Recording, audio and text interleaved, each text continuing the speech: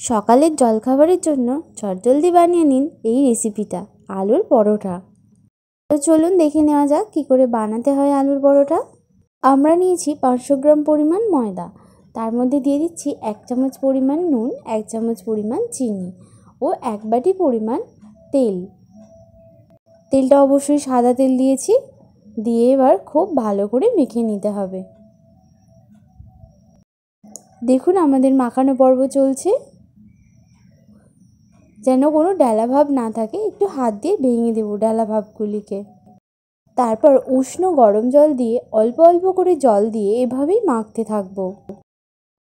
দেখুন আমাদের গরম জল দিয়ে এভাবেই মাখা পর্ব চলছে, প্রায় মাখা হয়ে এসেছে। এবারে এই ময়দা মাখাটিকে আমরা একটি পাত্রে রেখে তাকে চাপা দিয়ে রাখবো বেশ কিছুক্ষণ। তারপর নিয়েছি 250 গ্রাম পরিমাণ আলু। সেই আলুটিকে আমরা একটি গ্রেটারের মাধ্যমে গ্রেট করে নেব।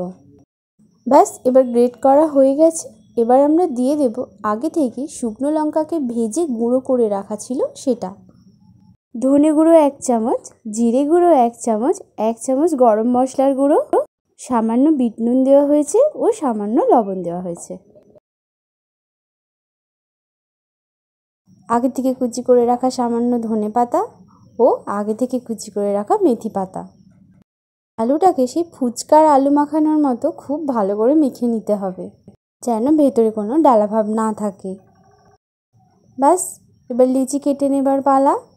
দেখুন আমাদের লিচি কাটা পর্ব চলার আগে আমরা ভালো করে আবার ময়দাটিকে মাখিয়ে নিলাম, তারপর লিচি কেটে নিচ্ছি। ব্যাস, একটা লিচি নিয়ে বেলে নিতে হবে। আমরা এখানে ময়দা দিয়ে বেলেছি, কোনো তেল ব্যবহার করিনি। বেলা হয়ে গেলে আলুর পুরটা দিয়ে ঠিক এইভাবে পুটুলির মতো পাকিয়ে নিয়ে আবার ঠিক মুখটা বুঝিয়ে এভাবে বেলে নিতে হবে। দেখুন আমাদের বেলা পর্ব চলছে, খুব হালকা হালকাভাবে বেলতে হবে, খুব জোরে প্রেস করলে হবে না। এভাবেই আমরা বেশ কয়েকটাকে বেলে নেব।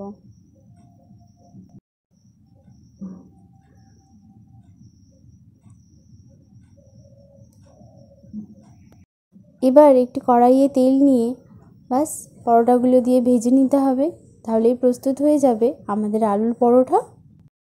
কত সুন্দর ফুলে উঠছে দেখুন। এভাবে আমরা ধারগুলো খুন্তি দিয়ে চেপে ধরছি আর ফুলে উঠছে। আপনারাও বাড়িতে বানান আর কেমন হলো আমাদেরকে তা কমেন্টে জানান। ভিডিওটি ভালো লেগে থাকলে অবশ্যই সাবস্ক্রাইব করার অনুরোধ রইল।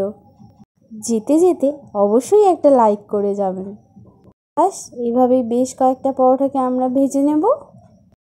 সবশেষে বলি, সকালের জলখাবার বলুন আর রাতের ডিনারই বলুন, আপনারা এইভাবে পরোটা বানিয়ে কিন্তু খেতেই পারেন।